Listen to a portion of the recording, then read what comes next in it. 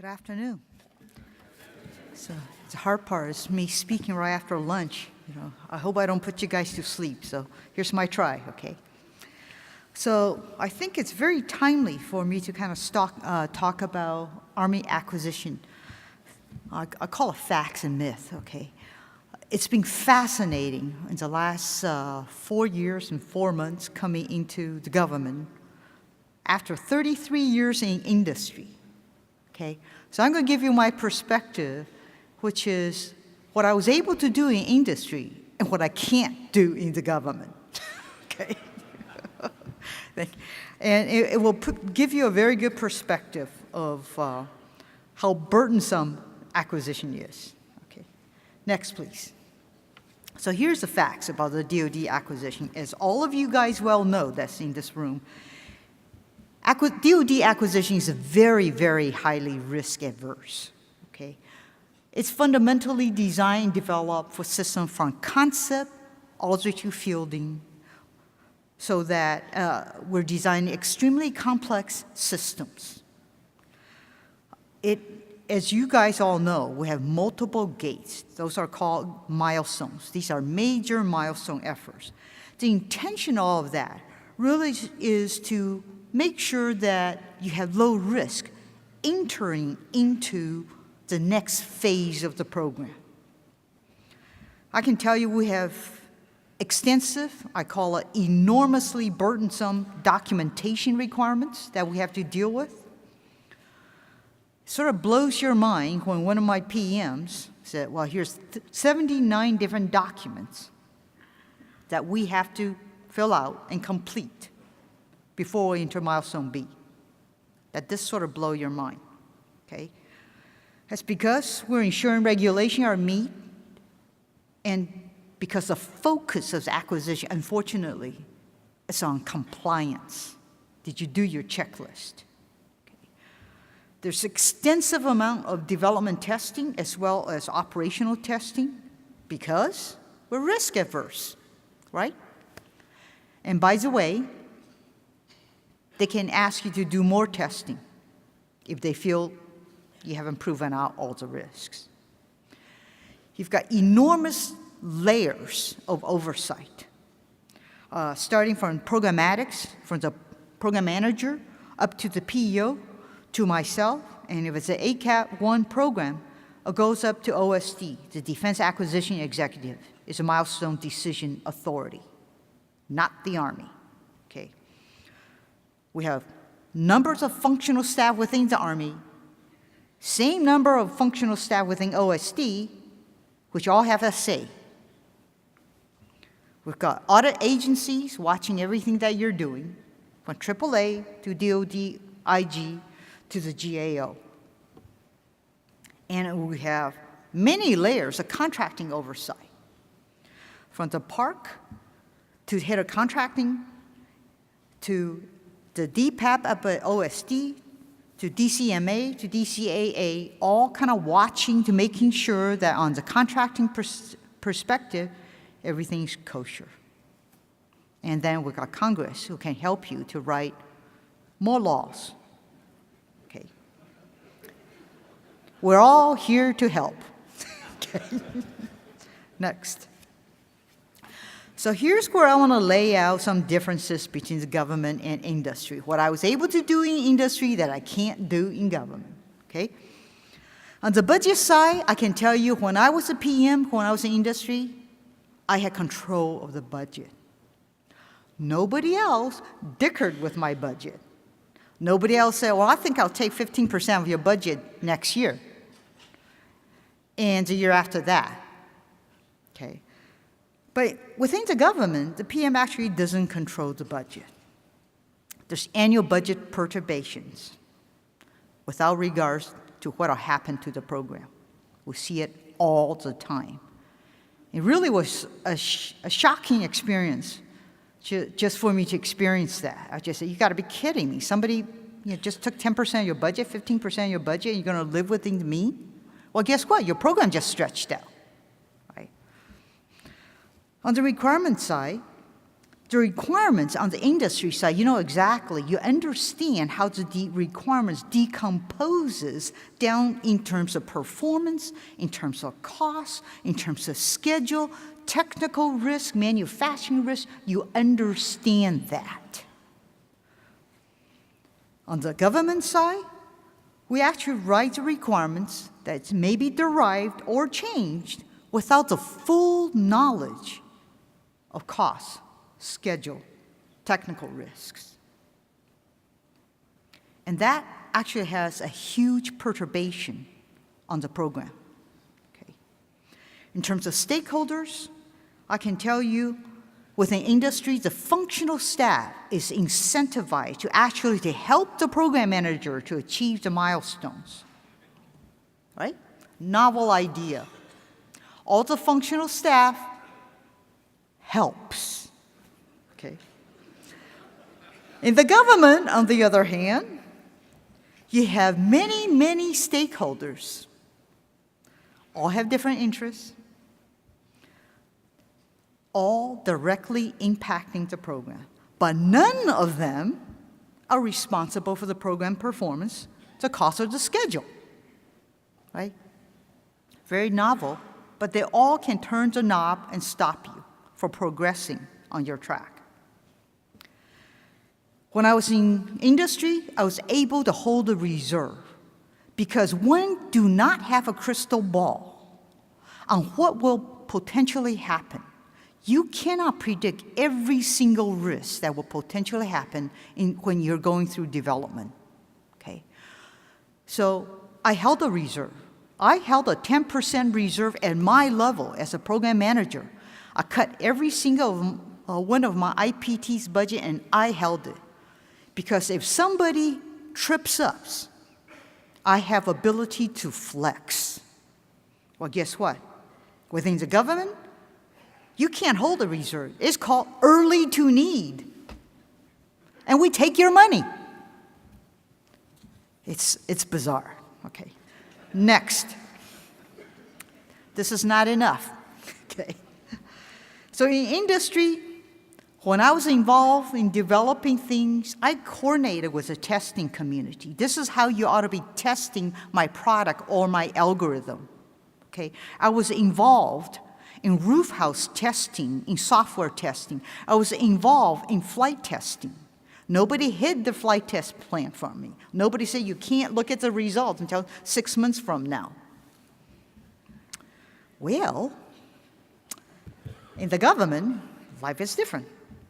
Operational tests can be added without any consideration of program impact because they feel that you haven't thoroughly tested out every single aspect of this product or system yet.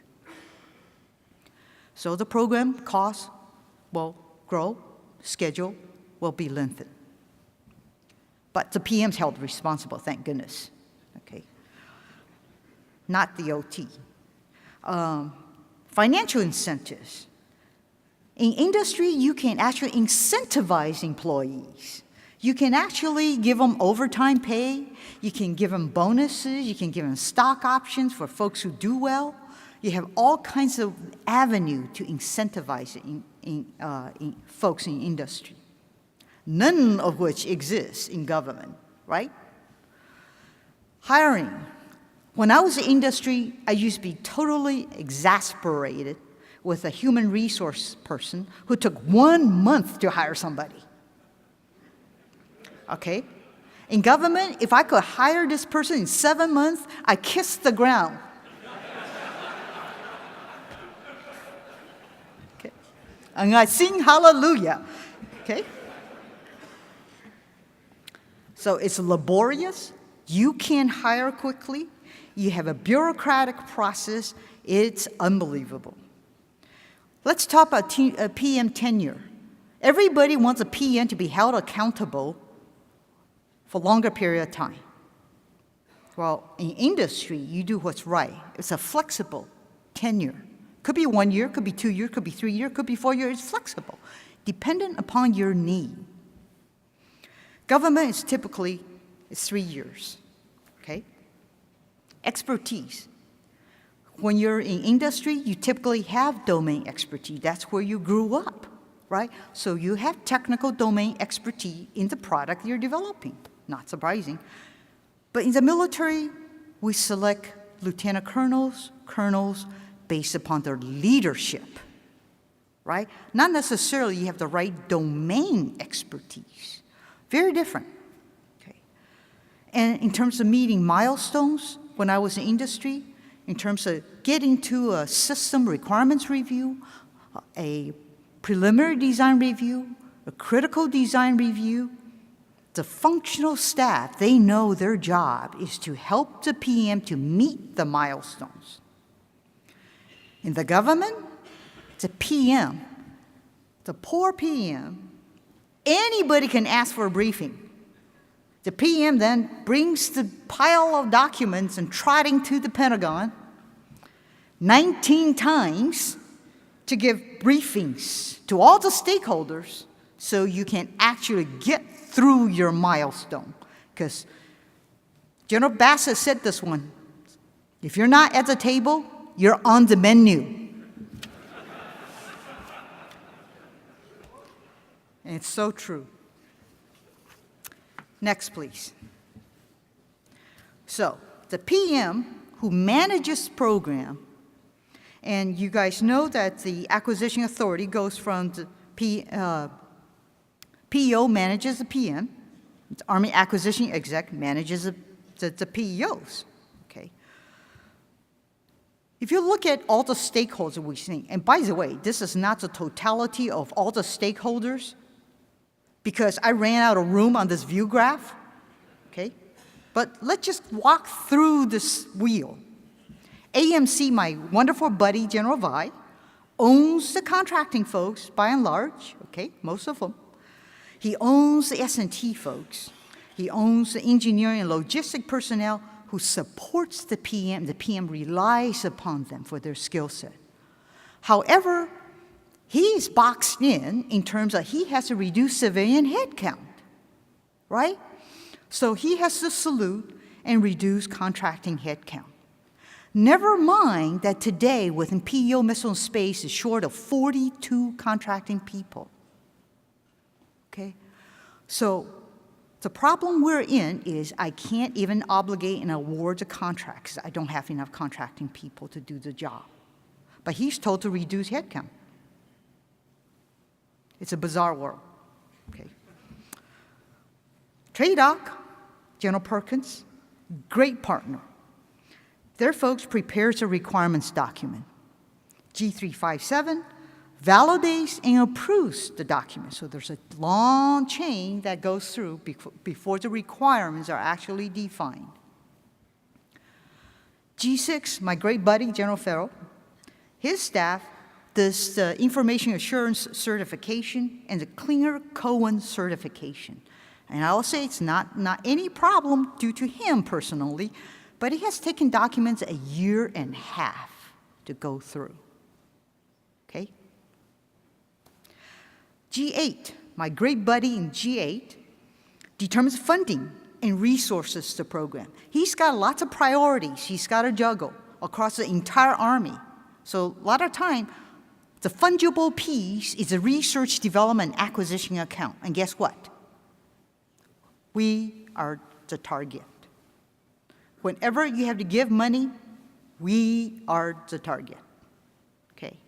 Since FY11 to FY14, we've given up close to $7 billion in RDA account. ATEC, wonderful buddies in ATEC. There's independent testers, and they're going to evaluate your program test plan. They're going to grade your homework. Okay. Office of Business Transformation.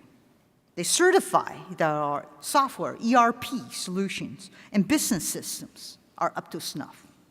Okay? And that's just within the Army stakeholders. I could name more, but I would run out of room. You wouldn't be able to read the chart. It will be another Army chart with teensy-weensy font. Okay?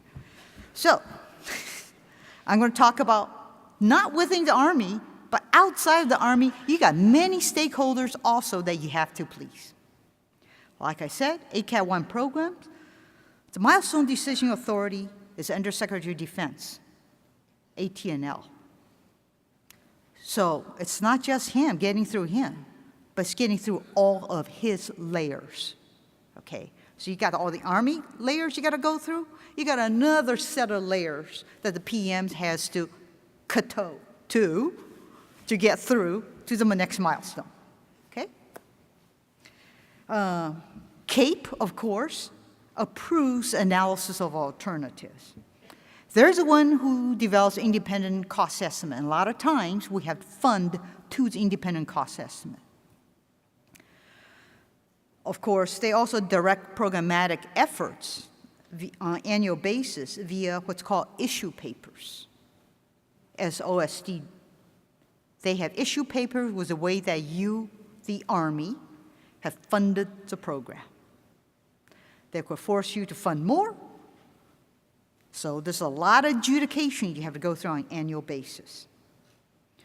DOT&E, of course, the live fire testing evaluation, they want to make sure your product is going to be safe and meets all the spec that you signed up to.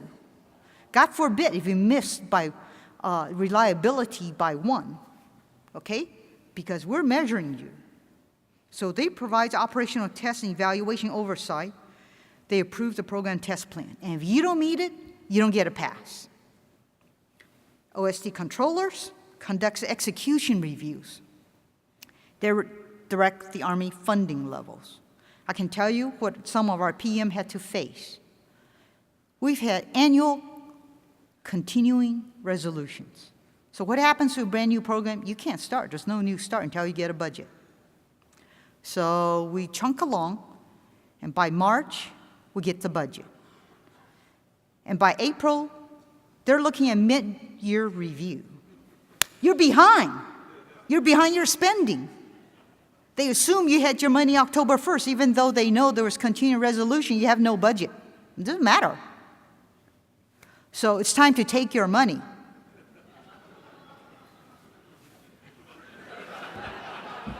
This is what my PMs go through, believe me. And then Congress, of course, will decide they will assess whether they feel you can spend all the money or not spend the money. And there are times that you lay out a plan, you go up there and brief them, and they don't think you need the money, so they cut it. So there goes your modernization program. And somewhere along the line, your poor contractor, that's how you actually have to execute to all of this. So what does this result into? Let me tell you, acquisition, as you can see, is a team sport, okay? This is the acquisition accountability bus. Look very closely. The PM is the driver because we're going to hold the PM responsible from point A to point B as quickly as possible, right? Because that's your job. Within cost, within schedule, within the performance. Every single stakeholder that I've just talked about has a steering wheel and a brake.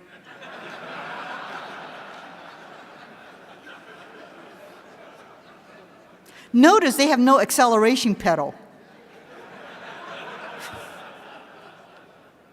And look at all the road bumps you have to go through, like every 5 feet, okay?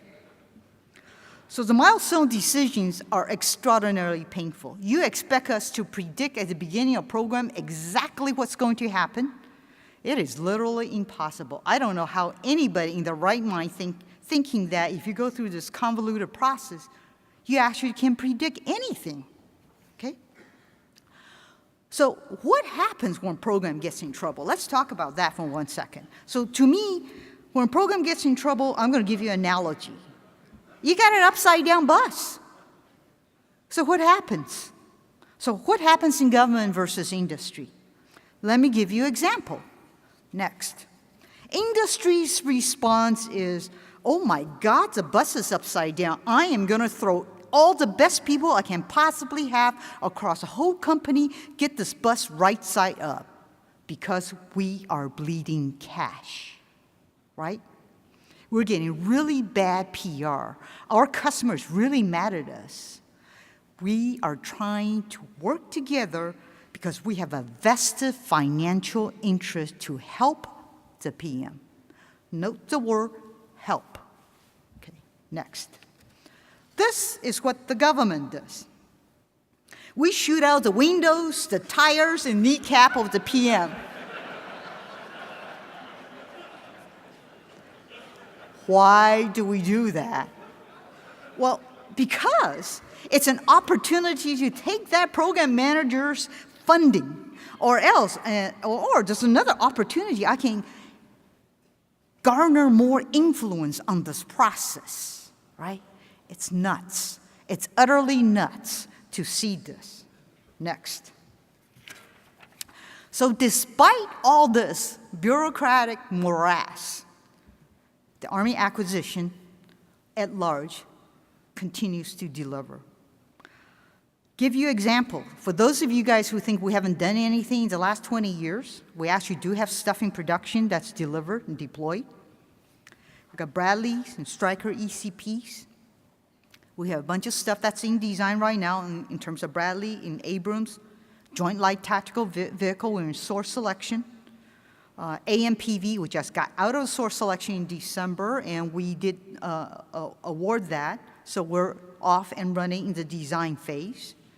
In the aviation side, we have Apache, it's an AH-64E model. I can tell you in theater, having had the opportunity to talk to some of the pilots, they absolutely love it. With much less vibration, and they have the second generation forward-looking IR system, which gives them fantastic ability to see a lot further. We are working on the design of UH-60V, which is a digital L model, because we want a common interface to the M model in terms of Black Hawk. Chinook, the F model, the Lakota's Great Eagle, all fielded, okay? If you look at where we are in the missiles and munitions aspect, PIM, the Paladin Integrated Management, we have gone through EMD. We are in low-rate initial production. We've got the first vehicle rolling out the assembling line. We are going to be celebrating that this month down in Elgin, Oklahoma. It is a huge milestone.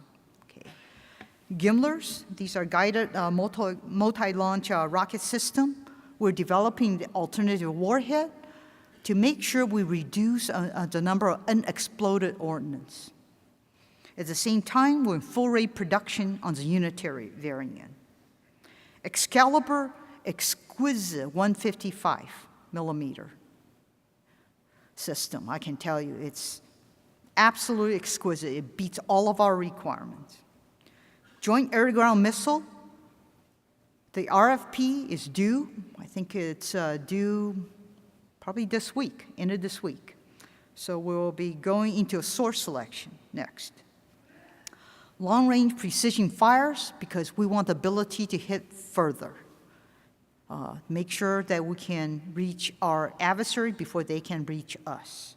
We're in analysis of alternative right now. And I can tell you, Lake City has done an absolutely amazing job in delivering the 5.56 millimeter and the 7.62 millimeter enhanced performance round. Air missile defense, it's the integrated air missile defense, what's called IBCS, Integrated Battle Command System, nested acronym within another acronym. It's a great system. We're progressing well on our track, and this is our concept to have any sensor, any shooter. Okay. If you look at where we are, indirect fire protection capability, we, the government, at MRDEC, is developing a multi-mission launcher. Okay. So we can launch multiple different variants of missile out of the same launcher, rather than having unique launchers. Okay. We're in production in the Patriot Missile Segment Enhanced. This is a missile that all the COCOMs want as quickly as possible. Patriot Radar Digital Processor, we're finally upgrading the ancient legacy processor with a digital processor. Next. In terms of command and control communication, we're in production for Net Warrior, for Winty Inc. 2, Rifleman Radio, as well as Manpack Radio. We're in the design, the little red asterisk in terms of SALT and SANER. These are two programs that will be new starts. In terms of increasing situation awareness, we have produced dismounted reconnaissance sets, kits, and outfits, really to protect our soldier from chemical and biological warfare. At the same time, we're developing next generation chemical detector as well as biological detector, as well as vaccines. We're developing the next generation of IR countermeasure, what's called CIRCM, Common IR Countermeasure. So this is another one that we're in source selection right now. We anticipate awarding that this summer. Apache, we're leveraging the Navy in building the radar warning receiver to enhance our commonality. We're designing the third generation of forward-looking IR. Note I said that the second generation IR system is fielding on Apache E variant. We're already working on the third generation. We spent 16 years in S&T investing in developing the technology. We're finally mature enough to turn it into a product. It will give you much better resolution and much longer range. If you look at what we're doing in terms of improving efficiency, a lot of people don't think about the ERP system that we have developed. The Integrated Personnel and Pay System, Army, it's called IPS-A. I can tell you, we will finally be able to sunset 50 legacy different pay systems. Doesn't that blow your mind? Okay, so we're well on our way, as well as GFIPS, it's going to give us auditability, and GCSS Army. The other very important thing to think about that we're in design is the common operating environment. This is what's going to enable us to have plug and play in the future. We want to be able to rapidly insert new technology. That means you have to have a common standard interface. If you don't have a common standard interface, you can't plug anything in. Okay. Next. So if you look at what we're doing in the S&T, this is by no means the totality of everything we're investing in. This is just an example, a snapshot. In terms of increasing mobility and reducing maintenance, we're developing the ITEP engine, the Improved Turbine Engine Program. We've got 2 contractors that's focusing on this. The RFP will be going out. Anybody else who's interested in competing, they're welcome to compete in this. Okay. Joint multi-role. This is an S&T program that they down-selected to 2 primes. The 2 primes will be developing a demonstrator, a flight demonstrator. We anticipate the first flight to be in FY17. I can tell you internally, the companies are already going gangbuster on this, okay? And the strategy there in terms of joint multi-role, it will inform us as to what the future vertical lift will be. The future fighting vehicle, this is an area we'll work very closely with TRADOC to understand what is it that we need in the future in terms of fighting vehicle. Okay. Increasing situation awareness, we talked about degraded visual environment being absolutely critical, so we can operate anywhere in the world unimpeded. If we go into a contested environment, we absolutely need to make sure that we have an assured PNT, position, navigation, as well as timing. Cyber situation and awareness, cyber defense is critical for us. This is an area that's explosive in growth in terms of attacks. So this is another critical area for us to focus in. We will always be working on lighter weight, stronger armors because it is very critical for the protection of our soldiers. We're working on traumatic brain injury detector. Our medical community has identified biomarkers that can help us to identify soldiers who have been injured. We're working on technology to increase our lethality. We're working on tactical 50 watt as well as 50 kW, 100 kW lasers. We're working on the next generation disruptive type of energetic material because in the future, someday in the future, we want to be able to have the same boom that 155 has in the size of a 40 millimeter. That is a disruptive energetic.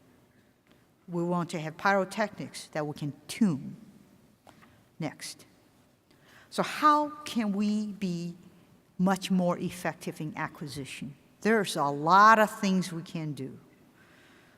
General Perkins is absolutely focused on making sure that the requirements are going to be informed by cost, schedule, and technical risks. I know this is an area that I've worked in the aviation community very closely with General Lundy. He's a huge partner of us to try to understand what are the critical operational needs and help us to prioritize our program to meet his needs. We've got to reduce overwhelming amount of bureaucracy that's within the system. You've seen what I'm able to do in industry that I can't do in the government. I want to thank Representative Thornberry in his legislation to at least to start to tackle this problem. He has proposed reform legislation, and I think it's a great step forward. It's by no means the end all, but it's a great step forward. Okay, and we've got to streamline the 79 documentation that every single stakeholder Bubba wants. Right? It just doesn't make any sense. And we got to limit the number of multiple briefings. The PM has to be on the road wasting time briefing stakeholders. You don't do that in industry. You can't possibly be cost effective. You have to do that. Okay. The stakeholders have to have mutual accountability as we do in industry. We have to be here to ensure our programs succeed. Not to play gotcha, which is all too often what I see within the building, unfortunately. I can tell you the PM has to be given some authority, not just the responsibility. His responsibility is to drive the bus from point A to point B as quickly as possible, meet his timeline. But he's not giving the authority. He's not giving authority to hire people that he needs. He's not able to hold reserve. He's not able to do a lot of things I was able to do really fast in industry. Okay. And the last piece I want to emphasize is we've got to eliminate sequestration. This is where you guys can help by talking to Congress. Sequestration, all it does is lengthen our programs because our budget's being cut. And remember, the research development acquisition account is cut first. We're the fungible account because we're trying to preserve readiness, right? The training aspect is critical. So what happens? We'll just delay some programs some more, stretch it out even more. Even though you can deliver much faster, we're not allowed to because we don't have the budget. And the requirement's still there, okay? We've got to provide budget stability. Industry needs it, and we need it as well. So thank you very much. Appreciate it.